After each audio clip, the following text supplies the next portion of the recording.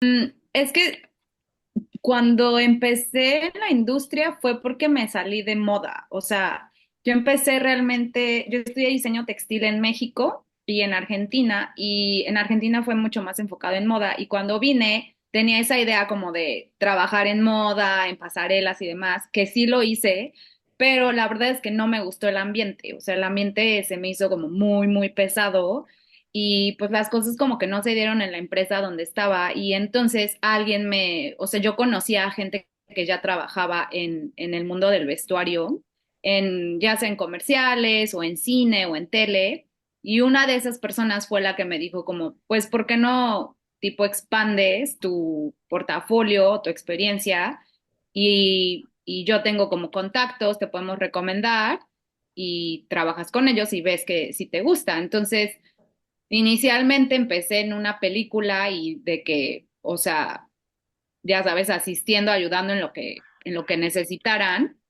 Y ahí me di cuenta que pues el mundo del cine y la tele y la forma en que se lleva a cabo el día a día del trabajo era mucho más, ¿cómo decirlo? Como que las empresas acá pues te apoyaban más en muchas cosas y podías aprender más, no nada más era ver como la ropa en una pasarela y después verla en alguien que la compra, sino ver como todo lo que hay detrás, que es crear un personaje, qué se va a poner, cuándo se va a cambiar, o sea, todo eso y cómo funciona. Entonces, como que cuando vi ese mundo, fue lo que dije, no, o sea, yo creo que mejor me quedo en esta industria.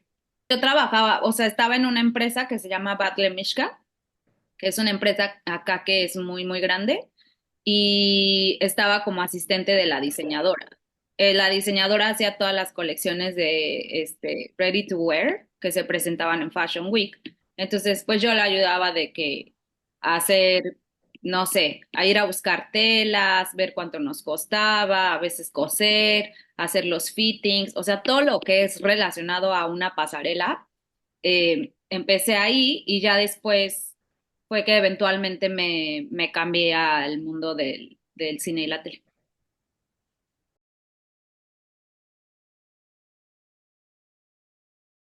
Em, pues, o sea, la verdad es que empecé, o sea, gracias a Dios empecé en una producción muy, muy grande, entonces eso me dio muchísima visión de lo que podías llegar a ser y cómo, pues, la industria se desarrolla o cómo se desarrolla un proyecto.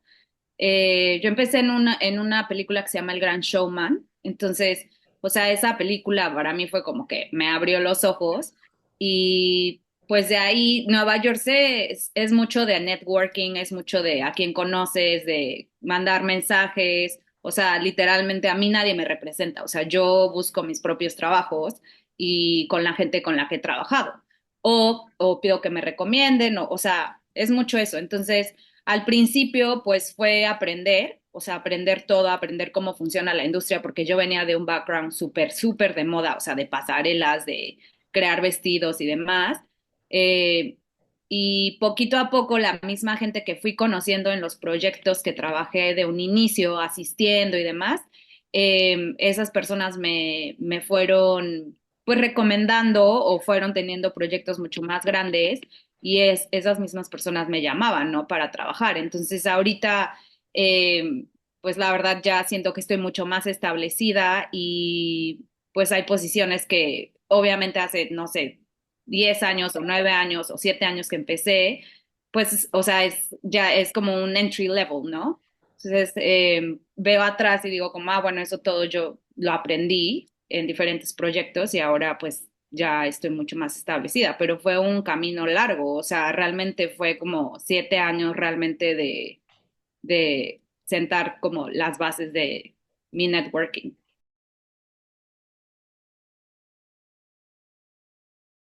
Yo siempre trabajo con un departamento. Hay dos, la forma en que funciona aquí en Estados Unidos es un poquito diferente a, por ejemplo, yo trabajé en México, hice un show de Netflix en México y es muy, muy diferente.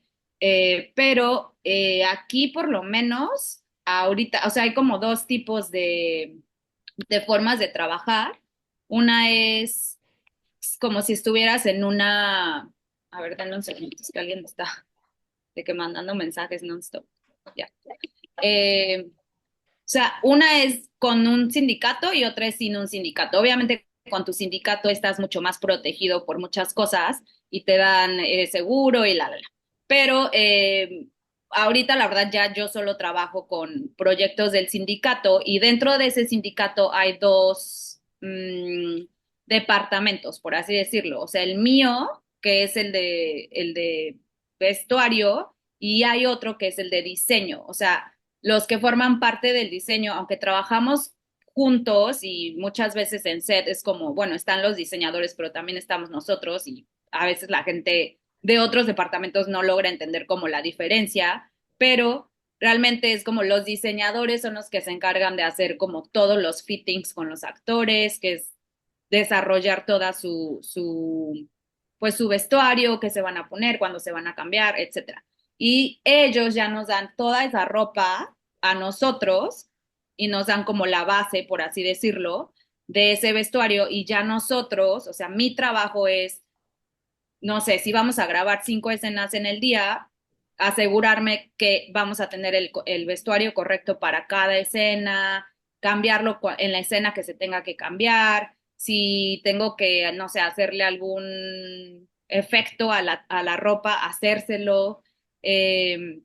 O sea, varía mucho, pero realmente como que mi trabajo es estar con los actores en set, arreglando su vestuario o no sé, lo que necesite su vestuario, más aparte, pues nosotros somos como la cara del departamento, ¿no? O sea, el diseñador muchas veces no está en set, pero estamos nosotros como viendo los últimos detalles del vestuario. Lo que sucede aquí es que, o sea, aquí hay muchas posiciones dentro del departamento y en México lo que sucede es que muchas veces uno llega a hacer 3 posiciones o 2 posiciones y te pagan por una, ¿sabes? Entonces como que los equipos son mucho más chiquitos porque hay menos presupuesto, eh, pero al final, o sea, el diseñador o sea, los que estamos en vestuario, pues siempre estamos en set, o el diseñador puede estar un ratito y se va, pero nosotros como tal, siempre estamos en set. Es más bien como la carga de trabajo, yo diría.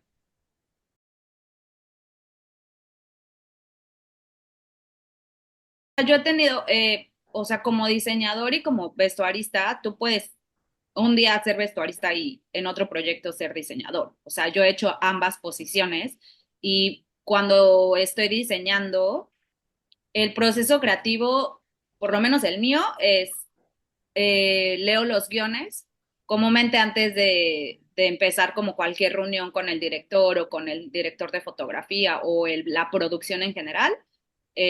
Uno puede leer los guiones porque te los mandan y es como la forma en que pueden enganchar contigo para ver si estás interesado en el proyecto. Entonces yo leo los guiones, tomo mis notas, hago como toda mi continuidad de más o menos cuántos o sea, como que cuántas veces se va a cambiar el personaje, cuántos personajes son, lo que implica todo eso. Y ya después haces como se le llama table reading, que es como una especie de junta donde lees el guión con tu director y entonces conforme vas leyendo, él te va dando notas y entonces pues tú si tienes preguntas, pues también le preguntas. Casi siempre esas notas ya son cosas que yo ya hice, o sea, previamente, entonces pues las preguntas que yo pueda tener son más específicas y ya después de eso, pues es o sea, de conseguir la ropa. Entonces, comúnmente, si es algo de época, trato de hacer un mood board, o sea, literal un collage con imágenes. Si es algo que estamos recreando o sea, porque he trabajado en muchos proyectos donde estamos recreando historias reales, eh, comúnmente la producción te da algunas fotografías, entonces pues también es tú mucho hacer investigación online de a ver, tal persona que se puso, cuando se lo puso, etcétera. Entonces hago como un collage y de acuerdo a ese collage, casi siempre se lo muestro al director y ya el director me puede decir como, ay, esto sí, esto no, la.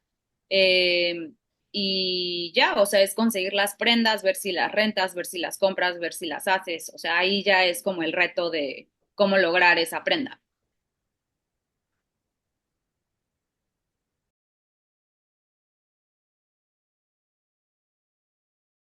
cosas que son de época, hay casas de renta que te rentan literalmente los vestidos o así.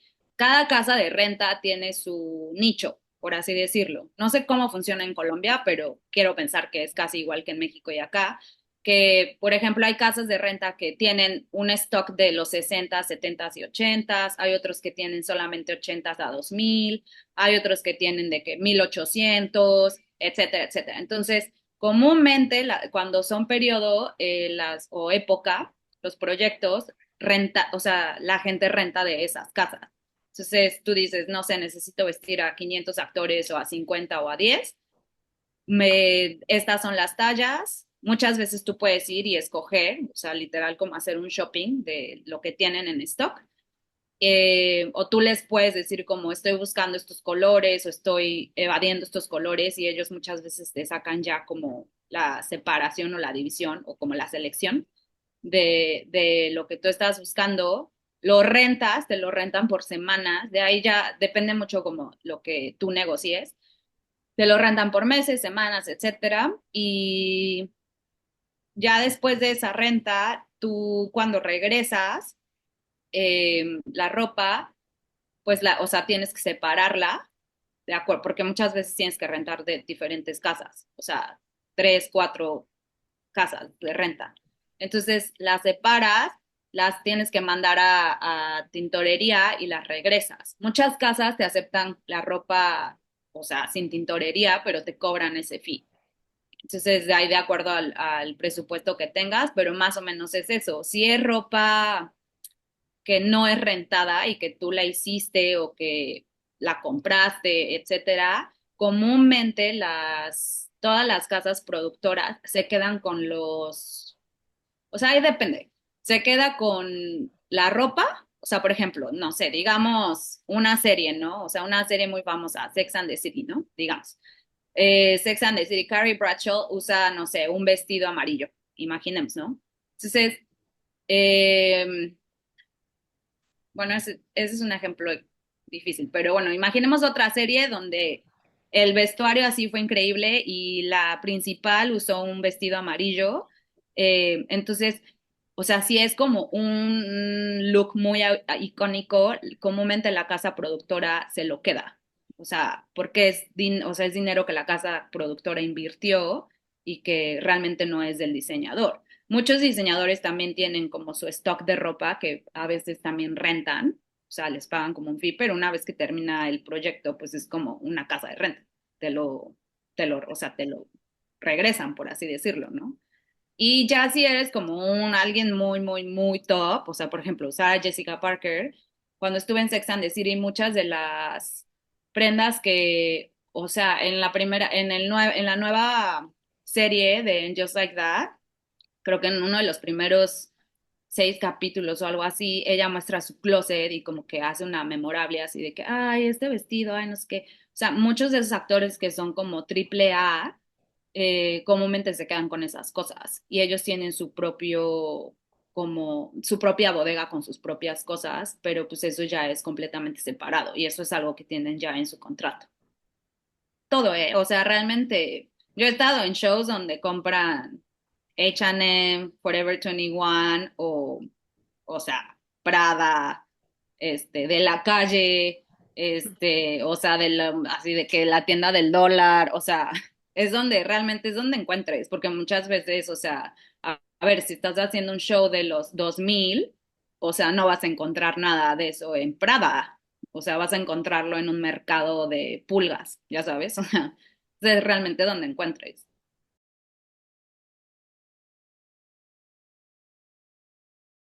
Todos los shows tienen un equipo legal y entonces sí se piden permisos de ciertas marcas, y a veces se paga por esos permisos y hay veces que no. O sea, hay veces que, o sea, por ejemplo, si va a usar una playera que dice Nike y Nike no tiene el permiso o no se pagó ese permiso, lo tienes que cubrir. Entonces, sí, hay veces, pero eso es un departamento completamente separado y comúnmente si es algo así muy grande, por ejemplo, Mickey o sea, es un logo que no es muy, muy, muy difícil usar, incluso si tú trabajas con una producción que sea de Disney, tienes que pagar o sea, como que el derecho de usar Mickey, literal, o el ratón. Entonces, o sea, eso varía de acuerdo a cada proyecto.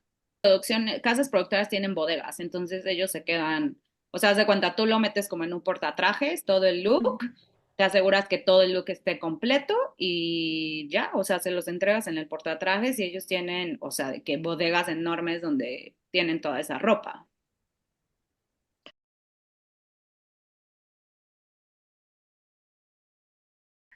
Comúnmente es, o sea, llegar, te dan como una hoja de llamado. Entonces, comúnmente la hoja de llamado te la mandan desde el día antes, entonces tú puedes ver más o menos qué vas a grabar.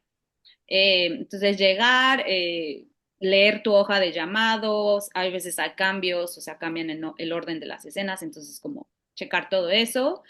Eh, y luego, comúnmente en casi todos los equipos que trabajo, hacemos como un recuento de lo que van a usar los actores. Entonces, o sea, vamos así como que ese natal va a usar esto, ese natal va a usar esto, la. Eso tenemos una supervisora y esa supervisora se encarga como de preparar esa, se le llama línea, preparar esa línea de ropa el día anterior junto con otro vestuarista. Entonces, checamos que todas las prendas estén bien, que todos los cambios de vestuario estén completos y ya de ahí, o sea, llevo el primer cambio al actor del que me estoy encargando o a la actriz, lo seteas como en su cuarto, les pones todo lo que necesiten, te esperas un rato, comúnmente ya tienes un walkie-talkie, en el walkie te dicen así de, ya se está cambiando, entonces cuando ya se está cambiando el actor, voy, me quedo ahí como, no sé, 10 minutos o estoy cerca y de ahí, ya que el actor está cambiado, le tomo una foto, comúnmente los procesos como de aprobación de vestuario son por foto, porque muchas veces el diseñador no está ahí, o si está el diseñador, pues el diseñador viene y ve al actor y ya como que aprueba el cambio, o la ropa, o el look, y ya, y después de eso, o sea, vamos a grabar, graba sus escenas, comúnmente tomamos fotos de continuidad, o sea, fotos de si hubo algún cambio y demás. Tenemos un programa, entonces subo como todas las fotos de la escena a ese programa, con notas y demás. Y si hay cambios de vestuario, pues los vas cambiando durante el día y es el mismo proceso. O sea, se están cambiando, vas, tomas una foto o va el diseñador para probarlo, lo aprueba y ya de ahí lo mismo, vas, grabas, regresas y se cambia otra vez, lo tienes que, o sea, es muy cíclico y ya al final del día, pues nada más como eh, terminar o sea, la escena, que el actor se cambie, recoger su ropa y ya.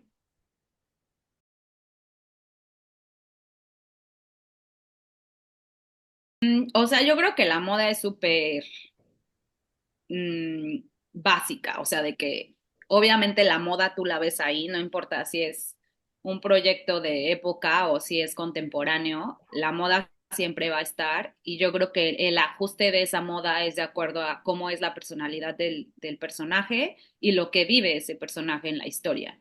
Entonces, o sea, no sé, puedes ver que alguien es muy, a lo mejor muy fashion forward y que le encanta la moda y ese es su personaje, pero al final se vuelve como que odie la moda y cómo aterrizar eso.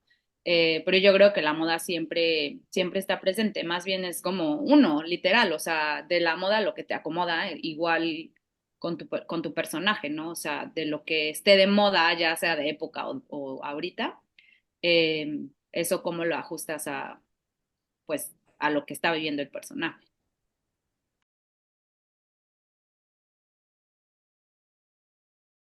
En publicidad es, o sea, en publicidad la verdad es que no ves tanto moda, o sea, toda la publicidad que he hecho siempre es como súper eh, segura, por así decirlo, de alguna manera. Siempre las marcas, todo lo que sea publicidad, siempre las marcas te van a decir como, no puede ser tan arriesgado, no puede ser tan de moda, no puede ser como tantos colores brillantes. O sea, toda la publicidad que tú ves siempre es una playera blanca, una playera azul, unos kakis, o sea, es súper así. Siento que no es tan creativa, o sea, a menos que trabajes con marcas muy nuevas, pero aún así siento que la creatividad es muy banal, pero la verdad es que no son proyectos grandes o no son proyectos como muy largos, entonces como que pues, o sea, lo haces una semana o dos y ya, chao.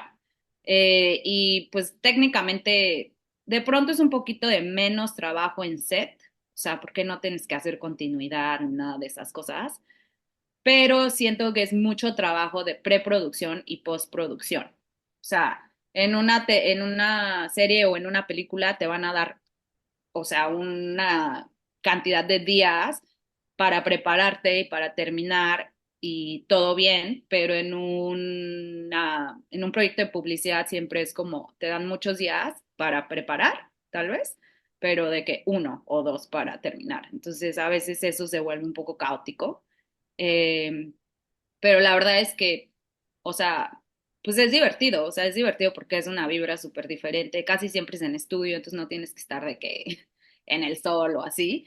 Y en editoriales, la verdad es que no, o sea, de pronto o sea, se parece un poco a la publicidad en cuanto que a lo mejor no es tanto trabajo en set, igual, porque no haces continuidad ni nada de eso.